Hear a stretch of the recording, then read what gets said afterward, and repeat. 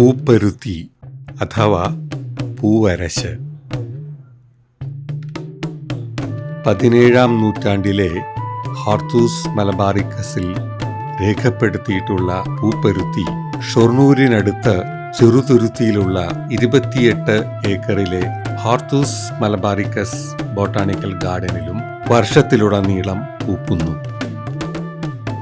പൂപ്പരുത്തി തടിയിൽ നിന്ന് ഗൃഹോപകരണങ്ങൾ. ഹൃദയത്തിൻ്റെ ആകൃതിയുള്ള ഇലയെന്ന് ഹോർത്തൂസ് മലബാറിക്കസ് രേഖപ്പെടുത്തുന്ന പൂപ്പരുത്തിയുടെ ഇലയിൽ പൊതിഞ്ഞ് ചില ഭക്ഷണ വിഭവങ്ങൾ രുചിയേറ്റി പാചകം ചെയ്തെടുക്കുന്നു.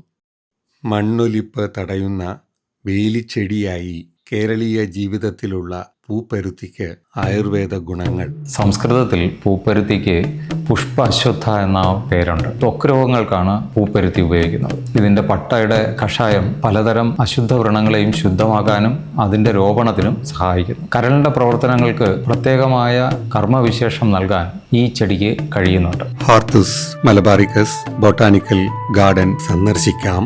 കേരളത്തിലെ അപൂർവ സസ്യങ്ങളുടെ ജൈവ സാന്നിധ്യത്തിൽ താമസിക്കാം. Thank you for watching the Hortus Malabaricus garden video.